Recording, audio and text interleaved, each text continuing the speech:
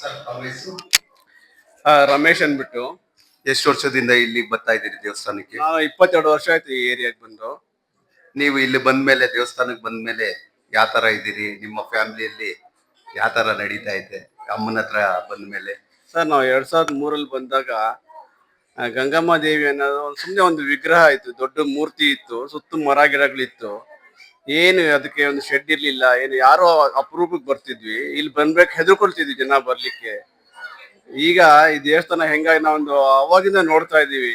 ನಾವ್ ಏನ್ ಕೇಳ್ಕೊಳ್ತೀವೋ ನಮ್ಮ ಮನ್ಸಲ್ಲಿ ಏನ್ ನಾವು ನಿಷ್ಠೆಯಿಂದ ಭಕ್ತಿ ಮಾಡಿದಾಗ ಸತ್ಯವಾಗ್ಲೂ ಅದು ನಮ್ಗೆ ಆಗಿದೆ, ನಮ್ಗೆ ಅನುಭವ ಆಗಿದೆ. ಪ್ರತಿಯೊಂದು ಸರಿ ನಾವು ಅವಕಾಶ ಸಿಕ್ಕಿದಾಗೆಲ್ಲ ಗಂಗಮ್ಮ ಅಲಂಕಾರ ಮಾಡಿಸ್ತಾನೆ ಇರ್ತೀವಿ. ಒಂದ್ಸಲಿ ಅಲಂಕಾರ ಮಾಡಿದ ತಕ್ಷಣ ಇನ್ನೊಂದು ಅಲಂಕಾರಕ್ಕೆ ಅವತ್ತೇ ಬುಕ್ ಮಾಡ್ಬಿಡ್ತೀವಿ. ನೆಕ್ಸ್ಟ್ ಸ್ಲಾಟ್ ಯಾವಾಗಿದೆಯೋ ಅವಾಗ ಸ್ಲಾಟ್ ಬುಕ್ ಮಾಡ್ಬಿಡ್ತೀವಿ. ದೀಪ ಹಚ್ತೀವಿ. 15 ವಾರ 5 ವಾರ ಹತ್ರ ದೀಪ ಹಚ್ತೀವಿ. 16 ವಾರದ್ದು ಒಂದೊಂದು ಸರಿ ನಾವು ಕೇಳ್ಕೊಂಡು ಮಾಡಿದಾಗ್ಲೂ ನಮ್ಮ ಅನಿಸಿಕೆ, ನಮ್ಮ ಏನ್ ಸಂಕಲ್ಪ ಇದೆಯೋ ಇದುವರೆಗೂ ಸುಳ್ಳಾಗಿಲ್ಲ. ಖಂಡಿತವಾಗ್ಲೂ ನೆರವೇರುತ್ತೆ. ಎಲ್ಲ ನಮ್ಮ ಭಕ್ತಿ ಮೇಲೆ ಡಿಪೆಂಡ್ ಆಗುತ್ತೆ. ದೇವಸ್ಥಾನ ಎಷ್ಟೊಂದು ಇಂಪ್ರೂವ್ ಆಗ್ತಿದೆ ಅಂತಂದ್ರೆ ದಿವಸ ಜನಗಳು ಜಾಸ್ತಿ ಆಗ್ತಾ ಇದಾರೆ, ಭಕ್ತರೆಲ್ಲ ಬರ್ತಾನೆ ಇದಾರೆ. ಮೊದ್ಲು ನಾವು ಸುಮ್ಮನೆ ಸಮೀಪ ಬಂದು ಹೋಗ್ತಾ ಇದ್ವಿ, ಈಗ ಕ್ಯೂನಲ್ಲಿ ಬರ್ತಾ ಇದೀವಿ. ಅಷ್ಟು ಚೆನ್ನಾಗಿ ಡೆವಲಪ್ ಆಗಿದೆ. ಇದಕ್ಕೆ ಕಾರಣಕರ್ತರು ನಮ್ಮ ಕಲಿ ಅವರು. ಅವರ ಶಕ್ತಿ, ಅವರ ಮನಸ್ಪೂರ್ವಕವಾಗಿ ನಿಂತ್ಕೊಂಡು ಕೆಲಸ ಮಾಡಿದ್ದಾರೆ. ದೇವರು ಎಲ್ಲರಿಗೂ ಒಳ್ಳೇದ್ ಮಾಡ್ಲಿ ಅಂತ ಕೇಳ್ಕೊಳ್ತೀನಿ. ಒಂದೇ ಒಂದು ಪ್ರಶ್ನೆ ಭಕ್ತರಿಂದ ನಾನು ಕೇಳ್ಕೊಂತೀನಿ, ಯಾಕಂದ್ರೆ ನಿಮ್ಗೆ ಒಳ್ಳೇದಾಗಿದೆ ಅಂತೀರಿ. ಯಾವ ತರ ನೀವು ಎರಡು ಹೇಳಿದ್ರಿ, ಒಂದು ಪೂಜೆ ಮಾಡಿಸೋದ್ರಿಂದ ಒಳ್ಳೇದಾಗಿದೆ, ಮತ್ತೆ ದೀಪ ಅಂಟಿಸೋದ್ರಿಂದ ಒಳ್ಳೇದಾಗಿದೆ ಅನ್ಬಿಟ್ಟು. ಅದು ನಮಗೆ ಕೆಲವು ಮಾಹಿತಿಗಳು ಬೇಕಾಗತ್ತೆ. ಯಾಕಂದ್ರೆ ಭಕ್ತರು ಒಂದು ಪ್ರಶ್ನೆಯಲ್ಲೇ ನಿಂತ್ಕೊಂಡ್ಬಿಡ್ತಾರೆ. ಇನ್ನೊಂದು ಪ್ರಶ್ನೆ, ಒಂದ್ ನಿಮಿಷ, ಇದೊಂದು 2 ಭಾಗ ಮಾತ್ರ ನೀವು ತಿಳಿಸಿ, ಆಮೇಲೆ ಬೇಕಾರೆ ಇನ್ನೊಂದು ಇದ್ ಮಾಡಿ. ದೀಪ ಅಂಟಿಸೋದ್ರಿಂದ ಒಳ್ಳೇದಾಗತ್ತೆ, ಮತ್ತೆ ಪ್ರತಿ ವರ್ಷನೂ ಒಂದು ಪೂಜೆ ಕೊಡ್ತಾರಂತೆ, ಒಳ್ಳೇದಾಗ್ತೈತೆ. ಆ ದೀಪದಲ್ಲಿ ಯಾವ ತರ ಬೆಳಗಿಸ್ಬೇಕು, ಆ ಯಾಕಂದ್ರೆ ಕೆಲವರು ಭಕ್ತರಿಗೆ ಗೊತ್ತಾಗಲ್ಲ, ಅದು ಮಾಹಿತಿ ಮೇಡಮ್ ಅವ್ರು ಕೊಡ್ತಾರೆ. ನಾನು 16 ವಾರ ಅಂತ ದೇವ್ರನ್ನ ಕೇಳ್ಕೊಂತೀನಿ. ನನಗೆ ಈ ತರ ನೆವರಸ್ಕೊಡಪ್ಪ, ನನ್ ಕೋರಿಕೆ ಇದೆ ಅಂತ ಕೇಳ್ಕೊಂತೀನಿ ಆ ಅಮ್ಮಂಗೆ. ಅದು ನಾ ಕೇಳ್ಕೊಂಡಂಗೆ ಎಲ್ಲ ಆಗುತ್ತೆ. ಅವಾಗ ನಾನು ಲಿಂಬೆಹಣ್ಣು 1 2 ಹಾಗೆ ರೈಸ್ ಮಾಡ್ಕೊಂಡು ಹೋಗ್ತೀನಿ. ಒಂದು ದೀಪ ಪ್ರತಿನಿತ್ಯನೂ ಅಲ್ಲ, ಶುಕ್ರವಾರ ಕೇಳ್ಕೊಂತೀನಿ ನಾನು. ಫಸ್ಟ್ ಒಂದು ಲಿಂಬೆಹಣ್ಣು ತಗೊಂಡು ಅದು 2 ದೀಪ ಹಚ್ಚೋದು. ರಾವ್ಕಾಲ 10 ವಾರದಿಂದ ಶುರು ಮಾಡಿ 12 ಗಂಟೆ ಒಳಗಡೆ ಶುಕ್ರವಾರ. ಆಮೇಲೆ ಸೆಕೆಂಡ್ ವೀಕು 2, ಹಾಗೆ 16 ವಾರ ಹಚ್ತೇನೆ. 16 ವಾರ ಅವಾಗ ಅದ್ ಕೇಳ್ಕೊಂಡಂಗೆ ಒಂದ್ ಸೀರೆ ಮಡ್ಲಕ್ಕಿ ಎಲ್ಲ ಕೊಟ್ಟು ನಾನು ಪೂಜೆ ಕೊಡ್ತೀನಿ. ಒಳ್ಳೇದಾಗಿದೆ ಎಲ್ಲ ನಮ್ಗೆ. ಒಂದೇ ಒಂದು ಪ್ರಶ್ನೆ ಅಮ್ಮ, ಇವಾಗ ಶುಕ್ರವಾರ 10 ವರೆಯಿಂದ 12 ಗಂಟೆಗೆ ಇದಿರತ್ತೆ ರಾವ್ ಕಾಲದಲ್ಲಿ. ಒಂದು ನಿಂಬೆಹಣ್ಣು ತಗೊಂತೀರಿ, 2 ಭಾಗ ಮಾಡ್ತೀರಿ. 2 ಭಾಗದಲ್ಲಿ 2 ದೀಪ ಅಂಟಿಸೋದ ಇಲ್ಲ ಸಿಂಗಲ್ ದೀಪ ಅಂಟಿಸೋದ ಅಂದ್ಬಿಟ್ಟು ಕೆಲವ್ರು ಭಕ್ತರು ಕೇಳ್ತಾರೆ. ನನ್ನ ಪ್ರಶ್ನೆ ನಿಮ್ಮ ಬಾಯಿಂದ ನೀವ್ ಹೇಳಿ. ಒಂದು ಲಿಂಬೆಹಣ್ಣು ತಗೊಂಡು 2 ದೀಪ ಮಾಡ್ಬೇಕು. ತುಪ್ಪದ ದೀಪ 2 ಭಾಗ ಮಾಡಿ ತುಪ್ಪದ ದೀಪ ಹಚ್ತೀನಿ ನಾನು. ಬತ್ತಿ ಅದೆಲ್ಲ ಇದ್ ಮಾಡಿ ತುಪ್ಪದ ದೀಪ ಕೇಳ್ಕೊಂತೀನಿ ನಾನು. ಮುಂದಿನ ವಾರ 2 4 ದೀಪನ ಪ್ರತಿನಿತ್ಯ. ಅಲ್ಲಿಗೆ 16 ವಾರ ಮಾಡ್ತೀರಾ. 16 × 2 ಅಂದ್ರೆ 32 ದೀಪ ಒಂದು ದಿನದಲ್ಲಿ. ಆದ ಮೇಲೆ ಮಡ್ಲಕ್ಕಿ ಕಟ್ತೀರಿ. ನೋಡಿ, ಇಷ್ಟೇ ಭಕ್ತರಲ್ಲಿ ಹೇಳೋದೇನಂದ್ರೆ, ಶುಕ್ರವಾರ ರಾವು ಕಾಲದಲ್ಲಿ 10 ವರೆಯಿಂದ 12 ಗಂಟೆಗೆ ವಿಶೇಷವಾಗಿ ಆರತಿಗಳಿರತ್ತೆ. ಯಾಕಂದ್ರೆ ಇದೆಲ್ಲ ಕೇಳುವಂಥದ್ದು ಕೆಲವ್ರಿಗೆ ಗೊತ್ತಾಗಲ್ಲ. ಸಿಂಗಲ್ ದೀಪ ಅಂಟಿಸ್ತೀರಿ, ಮತ್ತೆ ಒಂದೇ ದಿನದಲ್ಲಿ 12 ದೀಪ 13 ದೀಪ ಹಿಂಗೆಲ್ಲ ಅಂಟಿಸ್ತೀರಿ. ಹಂಗೆಲ್ಲ ಮಾಡಬೇಡಿ. ಯಾಕಂದ್ರೆ ಭಕ್ತರಿಗೆ ಒಳ್ಳೇದಾಗಿದೆ ನೋಡಿ, ಅವ್ರ ಬಾಯಿಂದ ಕೇಳೋದು ಒಂದು ಅದೃಷ್ಟ ನಿಮ್ಗೆ. ನೋಡಿ, ಪ್ರತಿ ಶುಕ್ರವಾರ 1 ದೀಪ, 1 ನಿಂಬೆಹಣ್ಣು ಎತ್ಕೊಂಡು 2 ದೀಪ, ಮತ್ತೆ ಮುಂದಿನ ವಾರ 2 ನಿಂಬೆಹಣ್ಣು ತಗೊಂಡು 4 ದೀಪ. ಇದೇ ರೀತಿ 16 ವಾರದಲ್ಲಿ 32 ದೀಪ ಬರುತ್ತೆ. ಆ ತರ ಮಾಡೋದ್ರಿಂದ ಒಂದು ಯಶಸ್ವಿ ಕೊಂಡವ್ರೆ ಮೇಡಮ್ ಅವರು.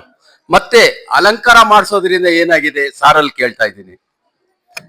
ಸರ್ ನಾವು ಅಲಂಕಾರ ಮಾಡಿದ ದಿವಸದಿಂದ ನಾವು ಅವತ್ತಿನ ದಿವಸ ನಮ್ಗೆ ಏನೋ ಒಂದು ಸಂತೋಷ ಇರುತ್ತೆ. ದೇವಸ್ಥಾನ ಬೆಳಿಗ್ಗೆ ಮತ್ತೆ ಸಾಯಂಕಾಲ 2 ಬಂದು ಪೂಜೆಗೆ ಬರ್ತೀವಿ, ಅಭಿಷೇಕ ನೋಡ್ತೀವಿ. ಇಲ್ಲಿನ ಪೂಜೆ ನಡ್ಸ್ಕೊಂಡು ಹೋದಾಗ ಏನೋ ಒಂದು ಸಮಾಧಾನ ಇರುತ್ತೆ ಮನ್ಸಲ್ಲಿ. ನಾವು ಅದ್ ಪೂಜೆ ಆಗಿದ ತಕ್ಷಣ ನೆಕ್ಸ್ಟ್ ಪೂಜೆ ಯಾವಾಗಿದೆಯೋ ಅವತ್ತೇ ಡೇಟ್ ಬುಕ್ ಮಾಡ್ಬಿಡ್ತೀವಿ.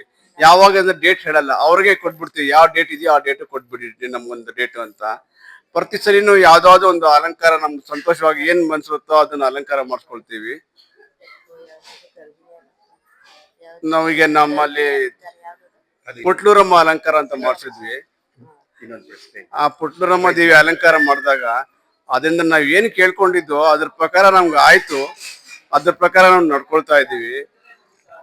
ನೋಡಿ ಇನ್ನೊಂದು ವಿಶೇಷ ಏನಂದ್ರೆ, ಒಂದು ಮಗು ಆಗ್ಬೇಕಂದ್ರೆ ಅಷ್ಟು ಈಸಿ ಅಲ್ಲ, ಮಕ್ಕಳಾಗಲ್ಲ ಅಷ್ಟು ಈಸಿಗೆ.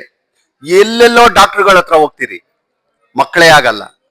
ಆ ಡಾಕ್ಟರ್ಗಳೇ ಒಂದು ಪ್ರಶ್ನೆ ಬಂದಿದೆ ಇವತ್ತು ದಿನ, ಅಲ್ಲಿ ಗಂಗಮ್ಮನ ಹತ್ರ ಹೋಗ್ಬಿಟ್ಟು ಬನ್ನಿ ಒಳ್ಳೇದಾಗತ್ತೆ ಅನ್ನೋ ಒಂದು ಲೆವೆಲ್ ಬಂದ್ಬಿಡೈತೆ.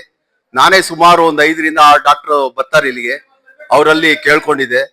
ಅವರೇ ಹೇಳ್ತಾರೆ, ನೋಡಿ ಸರ್ ಇಲ್ಲೆಲ್ಲ ಒಳ್ಳೇದಾಗಿರೋದ್ರಿಂದ ನಾವ್ ಇಲ್ಲಿಗೆ ಕಳ್ಸಿ ಒಂದು ಪೂಜೆ ಮಾಡಿಸ್ಕೊಂಡೆ ನಾವು ಮುಂದಿನ ದಾರಿ ಹಿಡಿತೀವಿ ಅಂತಾರೆ. ಇವರು ಒಂದು ಒಳ್ಳೆ ಇದಿದೆ, ಒಂದು ಪ್ರಶ್ನೆ ಮಾಡ್ತಾವ್ರೆ, ರೈಸ್ ಮಾಡಿದ್ದಾರೆ. ಪುಟ್ಲೂರಮ್ಮ ಅಲಂಕಾರದಲ್ಲಿ ಅವ್ರಿಗೂ ಒಳ್ಳೇದಾಗಿದೆ. ಅವರಲ್ಲೇ ಒಂದು ಪ್ರಶ್ನೆ ಕೇಳ್ತೀವಿ. ಪುಟ್ಲೂರಮ್ಮ ಅಲಂಕಾರ ಮಾಡಿದ್ಮೇಲೆ ತಮ್ಗೆ ಏನಾಗಿದೆ ಸರ್, ಎಲ್ಲ ಡೀಟೇಲ್ಸ್ ಕೊಡಿ ಸರ್. ಸರ್, ಅಲಂಕಾರ ಮಾಡಿದ್ಮೇಲೆ ಇಲ್ಲಿಂದ ದೇವಿತ ಲಿಂಬೆಹಣ್ಣು ನಾವು ಕಲಿಯೋರು ಕೇಳ್ಕೊಂಡಿದ್ವಿ. ಆ ಲಿಂಬೆಹಣ್ಣನ್ನ ಕೊಟ್ಟಿದ್ರು, ನಮ್ಮ ಮಗ ಸೊಸೆ ಅದನ್ನ ಕೊಟ್ವಿ. ಅದರಿಂದ ನಮ್ ಜೀವನ ತುಂಬಾ ಸಂತೋಷ ಆಗಿ ಒಂದು ಮಗುನು ಒಳ್ಳೆ ಮಗು ಆಯ್ತು. ಇದರಿಂದ ಕ್ಲಿಯರ್ ಆಗಿ ಗೊತ್ತಾಗುತ್ತೆ ನಾವ್ ಏನ್ ಕೇಳ್ಕೊಳ್ತೀವೋ. ಪುಟ್ಲೂರು ಗರ್ಭಿಣಿ ಅವತಾರದ ಪುಟ್ಲೂರಮ್ಮ ದೇವಿ ಅಲಂಕಾರ ಮಾಡಿಸಿದ್ವಿ. ಅದ ಮಾಡಿಸಿ ಅದ ಲಿಂಬೆಹಣ್ಣು ತಗೊಂಡಿದ್ ತುಂಬಾ ಬೇಗ ಎಫೆಕ್ಟ್ ನಮ್ಗೆ ಸಿಕ್ತು, ಅದ ಫಲ ಸಿಕ್ತು ನಮ್ಗೆ. ಇವತ್ತು ಸಹ ನಾವು ಮನೆಯಲ್ಲಿ ನಾವು ಪ್ರತಿಯೊಬ್ಬರು ಗಂಗಮ್ಮ ದೇವಿ ಹೆಸರು 1008 ಸಲ ಬರೆದು ದಿವಸ ಬರಿತೀವಿ. 1008 ಸಲ ಮುಗಿದ್ಮೇಲೆ ಅದನ್ನ ತಂದು ಗಂಗಮ್ಮ ದೇವಿ ಹತ್ರ ಅರ್ಪಿಸ್ತೀವಿ. ಇವತ್ತಿಗೂ ನಾವು ಬರಿತಾ ಇದೀವಿ, ನಾಳೆಗೂ ಬರಿತಾನೆ ಇರ್ತೀವಿ. ಮನೇಲಿ ಮಗ ಎಲ್ಲಾರು ನಾವು ಒಂದು 2-2 ದಿವಸಕ್ಕೆ 2-2 ಲೈನ್ ಬರಿತೀವಿ, ಒಂದೇ ಸಲ ಬರಿಬೇಕು ಅಂತ ಏನಿಲ್ಲ. 1008 ಮುಗಿದ ತಕ್ಷಣ ಬಂದು ಇಲ್ಲಿ ಅರ್ಪಿಸ್ತೀವಿ. ಕೆಲವಷ್ಟು ಏನಾದ್ರು ಹರಕೆ ಹತ್ರ ಕೇಳ್ಕೊಳ್ತೀವಿ ನಮ್ ಗಂಗಮ್ಮ ದೇವಿ ಹತ್ರ, ನಂದು ಈ ತರ ಕೆಲಸ ಆಗ್ಬೇಕು, ನಾನು 1008 ಸಲ ಬರೆದು ಅರ್ಪಿಸ್ತೀನಿ ಅಂತ. ಖಂಡಿತ ಹಾಗೆ ಆಗುತ್ತೆ. ನಾವು ಸಲಿ ಎಷ್ಟೋ ಬರ್ದು ಕೊಡ್ತಾನೆ ಇದೀವಿ, ಇವತ್ತಿಗೂ ಬರಿತಾನೆ ಇದೀವಿ. ಅಷ್ಟು ಚೆನ್ನಾಗಿದೆ ಇಲ್ಲಿಂದ ಫಲ ನಮ್ಗೆ. ದೇವ್ರು ಎಲ್ಲರಿಗೂ ಒಳ್ಳೇದ್ ಮಾಡ್ಲಿ ಅಂತ ಕೇಳ್ಕೊಂಡು ಮುಗಿಸ್ತಾ ಇದ್ದೀವಿ. ನೋಡಿ ಎಷ್ಟು ನೀಟಾಗಿ ಹೇಳಿದ್ರು ಅಂದ್ರೆ, ಇದೆಲ್ಲ ಕಟ್ಟುಕತೆಗಳಲ್ಲ, ನಿಮ್ಮ ಮುಂದೆ ನಡೀತಾ ಇರೋದು ಲೈವ್ ಅಲ್ಲಿ. ಯಾಕಂದ್ರೆ ಅಷ್ಟು ಈಸಿಗೆ ಯಾರು ಹೇಳಲ್ಲ ಇಲ್ಲಿ ಬಂದ ಮೇಲೆ ಒಳ್ಳೇದಾಗಿದೆ ಅನ್ಬಿಟ್ಟು. ಯಾಕಂದ್ರೆ ಎಲ್ಲ ಮುಚ್ಚುಮರೆಯಲ್ಲೇ ಇರತ್ತೆ. ಹೇಳಿದ್ರೆ ಏನಾಗತ್ತೆ, ಒಂದು ಮನ್ಸಿಗೆ ಬೇಜಾರಾಗತ್ತೆ ಅವ್ರಿಗೆ ಅನ್ಬಿಟ್ಟು. ನೋಡಿ ಇವ್ರು ಓಪನ್ ಆಗಿ ನಿಮ್ಮ ಮುಂದೆನೆ, ಜನರ ಮುಂದೆನೆ ಹೇಳ್ತಾರೆ, ಭಕ್ತರ ಮುಂದೆ. ಅದೇ ಅವರಿಗೆ ಧನ್ಯವಾದ. ಮತ್ತೆ ಮೇಡಮ್ ಅವ್ರು 1-2 ಮಾತು ಮಾತಾಡ್ಬೇಕಂದಿದ್ದಾರೆ, ಕರೆಕ್ಟ್ ಅಲ್ಲಮ್ಮ? ಇಲ್ಲಿ ಮಾಂಗಲ್ಯ ಕಟ್ಟಿಸಿದ್ರು ಹೆಣ್ಮಕ್ಳು ಮದ್ವೆ ಆಗಿಲ್ಲ ಅಂದ್ರೆ ಮಾಂಗಲ್ಯ ಕಟ್ಟಿಸ್ತಾರೆ. ಇಲ್ಲಿ ಅರಿಶಿನ ಕೊಂಬೆಲ್ಲ ಕೊಟ್ಟು ಅದು ಕಟ್ಸೋದನ್ನು ಮದ್ವೆ ಆಗುತ್ತೆ. ನಮ್ ರಿಲೇಷನ್ಸ್ ಎಲ್ಲ ನನ್ ಮಗಳಿಗೂ ಅಂದ್ರೆ ನಮ್ಮ ಓರ್ಗಿತಿ ಮಗಳಿಗೆ ಅವಳಿಗೂ ಕಟ್ಸಿದೀನಿ. ಅವಳಿಗೂ ಒಳ್ಳೇದು ಗಂಡು ಸಿಕ್ಕಿ ಎಲ್ಲ ಮದ್ವೆ ಆಗಿದೆ, ಎಲ್ಲ ಚೆನ್ನಾಗಿದ್ದಾರೆ. ಸರ್ ನೀವೊಂದ್ 2 ಮಾತು ಮಾತಾಡಿ, 2 ಮಾತು. ಯಾಕಂದ್ರೆ ಎಜುಕೇಶನ್ ಮತ್ತೆ ನೀವು ಇವಾಗ ಜನರೇಷನ್ ಅಲ್ಲಿ ಯಾವ ತರ ಇದೀರಿ, ಯಾಕಂದ್ರೆ ನಿಮ್ಗೆಲ್ಲ ಒಂದು ಫ್ಯಾಮಿಲಿಗೆ ಒಳ್ಳೇದಾಗ್ತೈತೆ. 1-2 ಮಾತು ಮಾತಾಡಿ. ನಾನು CET ರ್ಯಾಂಕಿಂಗ್ ಬರ್ಬೇಕಾಗಿತ್ತು, ಅವಾಗ ಕೇಳ್ಕೊಂಡಿದ್ದೆ ಒಳ್ಳೆ ಕಾಲೇಜ್ ಸಿಕ್ಸಮ್ಮ ಅಂದ್ಬಿಟ್ಟು. ಆ ರ್ಯಾಂಕಿಂಗ್ ನಂಗೆ 1008 ಸಲ ಬರಿತೀನಿ ಅನ್ಕೊಂಡಿದ್ದೆ. ನಾನು ಸ್ವಲ್ಪ ಡಿಲೇ ಮಾಡ್ತಾ ಹೋದೆ, ಅವಾಗವರೆಗೂ ರ್ಯಾಂಕಿಂಗ್ ಬಂದಿಲ್ಲ. ನಾನು ಯಾವಾಗ ಬಂದ್ ಕಟ್ಟಿದ್ನೋ ಅದೇ ದಿನ ರ್ಯಾಂಕಿಂಗ್ ಬಂತು, ಒಳ್ಳೆ ಕಾಲೇಜು ಸಿಕ್ತು ನಂಗೆ. ನೀವ್ ಏನ್ ಕಟ್ಟಿದ್ರಿ ಸರ್? ಯಾಕಂದ್ರೆ ಕಟ್ಟಿದ್ವಿ ಅಂದ್ರೆ ಏನ್ ಕಟ್ಟಿದೀವಿ ಅಂತ ಪ್ರಶ್ನೆ ಬರುತ್ತೆ. ಯಾವ ತರ ನೀವು ಅರ್ಕೆ ಮಾಡ್ಕೊಂಡ್ರಿ, ಏನ್ ಕಟ್ಟಿದ್ರಿ, ಏನ್ ಬರಿಬೇಕು, ಎಲ್ಲ ಡೀಟೇಲ್ಸ್ ಕೊಡಿ. 1008 ಸಲ ಗಂಗಮ್ಮ ದೇವಿಯೇ ನಮಃ ಅಂತ ಪೇಪರ್ ಅಲ್ಲಿ ಬರೆದ್ಬಿಟ್ಟು ಆ ಪೇಪರ್ನ ದಾರದಲ್ಲಿ ಕಟ್ಬಿಟ್ಟು ಕೈಗೆ ಇಲ್ಲ ತ್ರಿಶೂಲಕ್ಕೆ ಕಟ್ಟಿದ್ರೆ ಅನ್ಕೊಂಡಿದ್ದಾಗುತ್ತೆ. ಎಷ್ಟೋ ರ್ಯಾಂಕ್ ಬಂದ್ರಿ ಸರ್? 5500 ಬಂತು. ಒಳ್ಳೆ ಕಾಲೇಜ್ PES ಕಾಲೇಜ್ ಸಿಕ್ಕಿದೆ. ಇವಾಗ ಯಾವ ತರ ಇದೆ ಜೀವನ ನಿಮ್ದು? ಲೈಕ್ ಕಾಲೇಜ್ ಮುಗಿಸಿ 8 ವರ್ಷ ಎಕ್ಸ್ಪೀರಿಯನ್ಸ್ ಆಗಿದೆ ಕೆಲ್ಸದಲ್ಲಿ. ಪ್ರತಿ ಸಲ ಕೆಲ್ಸನೂ ಚೇಂಜ್ ಮಾಡ್ಬೇಕಂದ್ರೆ ಇಲ್ಲಿ ಕೇಳ್ಕೊತೀನಿ, ಒಳ್ಳೆ ಕೆಲ್ಸ ಕೊಡ್ತಾರೆ. ನಾ ಅನ್ಕೊಂಡಿದ್ದೆ ಜಾಸ್ತಿನೇ ಸಂಬಳ ಕೊಡ್ತಾರೆ. ಆತರ ಪ್ರತಿ ಸಲ ಬರ್ದ್ ಕಟ್ತೀವಿ, ಪ್ರತಿ ಸಲ ಕೇಳ್ಕೊಂಡಿದ್ದಾಗುತ್ತೆ. ನೋಡಿ ನಾವೆಲ್ಲ ನಿಂತ್ಕೊಂಡ್ ಮಾಡ್ತೀವಿ, ಪೂಜೆಗಳು ಅಲಂಕಾರಗಳು ಎಲ್ಲ ಮಾಡ್ತೀವಿ. ಈ 2 ಮಾತುಗಳು ಬಂತು ನೋಡಿ, ಆ 2 ಮಾತಿಗೆ ನಮ್ಗೆ ಸಂತೋಷ ಆಗತ್ತೆ. ಬೆಳಿಗ್ಗೆ 3 ಗಂಟೆಯಿಂದ ರಾತ್ರಿ 11 ಗಂಟೆವರೆಗೂ ನಾವು ಇಲ್ಲಿ ಸೇವೆ ಮಾಡಿರೋದಕ್ಕೆ ಒಂದು ತೃಪ್ತಿ ಬಂದಿದೆ ಅನ್ಕೊಂಡು ಸಂತೋಷ ಬೀಳ್ತೀವಿ. ಅವ್ರಿಗೆ ದೇವಸ್ಥಾನದ ಧನ್ಯವಾದಗಳು. ರಮೇಶ್ ಅವ್ರಿಗೆ, ಅವ್ರ ಫ್ಯಾಮಿಲಿ ಅವ್ರಿಗೆ, ಕುಟುಂಬದವ್ರಿಗೆ ಎಲ್ಲ ಚೆನ್ನಾಗಿರ್ಲಿ ಅಂದ್ಬಿಟ್ಟು ನಾವು ಕೇಳ್ಕೊಂತೀವಿ ಅಮ್ಮನಲ್ಲಿ. ಧನ್ಯವಾದ ಸರ್. Thank you.